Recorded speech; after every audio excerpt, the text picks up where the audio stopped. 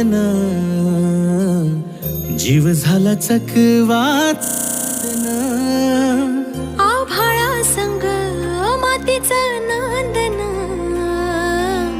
जीवाला चकवा चांदन. दिवसाच दिसत्यात तार या नभामधी, दिवसाच दिसत्यात तार या नभामधी.